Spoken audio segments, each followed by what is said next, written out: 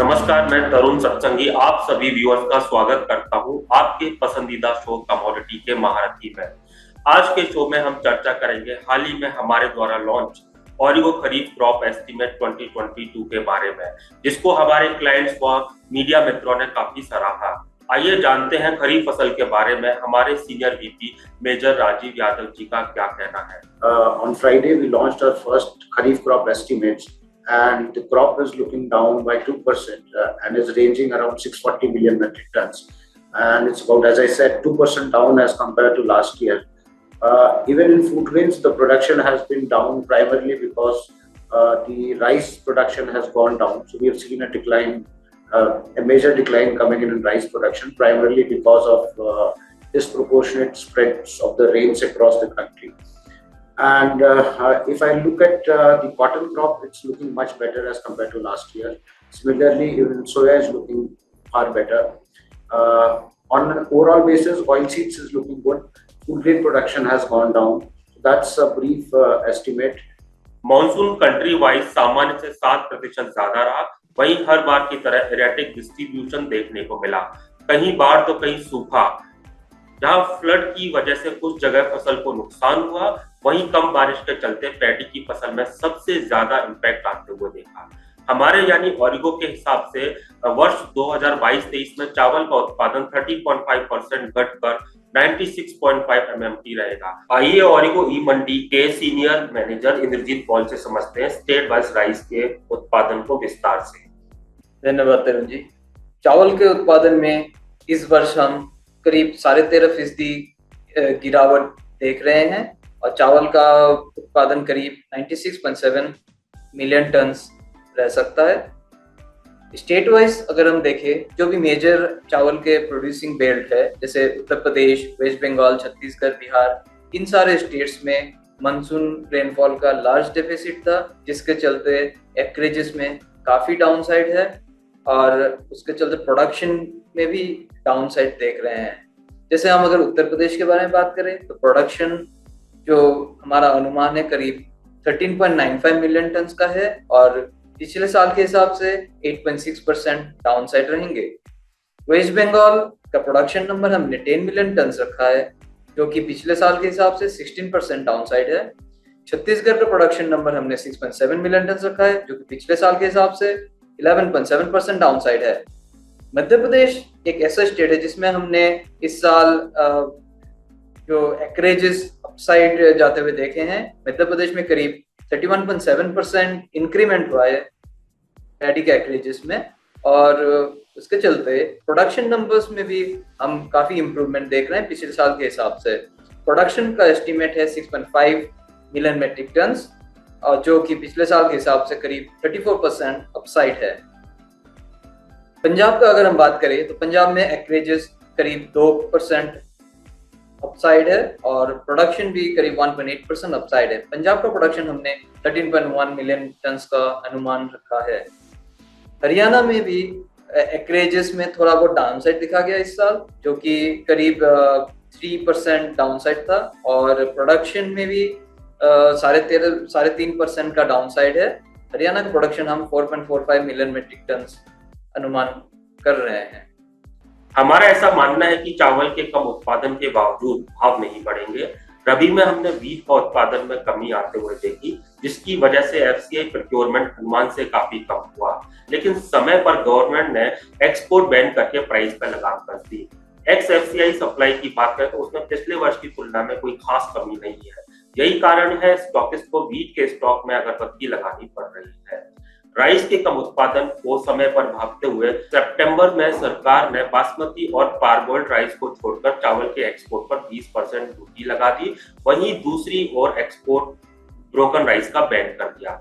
हमारा ऐसा मानना है सरकार के इस स्टेप से राइस के एक्सपोर्ट में 8 to 10 मिलियन मैट्रिक टन का गिरावट आ सकता है, जिसका सीधा मतलब डोमेस्टिक मार्केट में राइस की सप्लाई में किल्लत नहीं होगी और प्राइस नहीं बढ़ेंगे। आइए देखते हैं detailed analysis by Indrajit Paul. Over to you साहब। बिल्कुल तरुण जी, मेरा भी यही मानना है कि हालांकि इस साल प्रोडक्शन डाउन साइड है, बट प्राइसेस में हम ज्यादा गेन नहीं दे सकते, क्योंकि जो गवर्नमेंट का मेजर्स है एक्सपोर्ट्स को लेके, एक्सपोर्ट में जैसे ब्रोकन राइस का एक्सपोर्ट गवर्नमेंट ने बैन कर दिया और बाकी राइसेस के एक्सपोर्ट्स पे जैसे 20% ड्यूटी इम्पोज किया है एक्सेप्टिंग पारबॉइल्ड और बासमती। तो इन सब पॉलिसीज के चलते प्राइसेस पे थोड़ा बहुत दबाव बना रहेगा। और अगर हम एफसीआई स्टॉक के बारे में बात करें तो 1 सितंबर में जो एफसीआई ने स्टॉक नंबर्स रिलीज किए उसमें चावल और गेहूं का स्टॉक मिला के करीब 49.3 मिलियन टन का स्टॉक थे, और जो कि बफर नॉर्म से थोड़ा सा साइड है। बफर नॉर्म जैसे 1 अक्टूबर में एफसीआई के पास 30.7 मिलियन टन का स्टॉक रहना चाहिए, तो उसके हिसाब से थोड़ा बहुत कंफर्टेबल पोजीशन पे है फिलहाल। तो इसके चलते हमें लगता नहीं है कि प्राइसेस पे ज़्यादा अपसाइड रहेंगे। और अगर एक्सपोर्ट्स के बारे में बात करें तो अगर हम एक्सपोर्ट शेयर देखें तो ब्रोकन राइस का एक्सपोर्ट शेयर जैसे करीब 20% है टोटल राइस एक्सपोर्ट्स में। तो ब्रोकन राइस फुल्ली बैन किया हुआ है गवर्नमेंट ने, और पिछले साल अगर हम बात करें तो करीब 4 मिलियन का ब्रोकन राइस का एक्सपोर्ट्स हुआ था। तो इस साल करीब 4 मिलियन का एक्सपोर्ट्स तो टोटली हम अपने बैलेंस शीट से निकाल देंगे। और बाकी राइसेस का अगर बात करें जैसे बासमती राइस का शेयर अराउंड 20% होता है और पारबॉइल्ड का अराउंड 30%। कुल मिला के बासमती और पारबॉइल्ड राइस पे कोई ड्यूटी है नहीं फिलहाल। तो around 50% of the rice without any duty जा सकते हैं। तो अगर 20 मिलियन टन पिछले साल का नंबर था तो इस साल 10 मिलियन टन तो जाना ऑलरेडी होना चाहिए। और बाकी राइसेस पे जिसपे 20% ड्यूटी है, जो व्हाइट राइस और ब्राउन राइस पॉलिश्ड राइसेस, तो उनके जो प्राइसेस अगर हम देखें in comparison to international market, पहले क्या होता था कि इंडियन राइस करीब 20% डिस्काउंट पे चलते थे कंपेयर टू थाई राइस और वियतनाम राइस। तो अभी 20% ड्यूटी इम्पोज करने के बाद भी हम इंटरनेशनल मार्केट में पैरिटी में बैठ सकते हैं।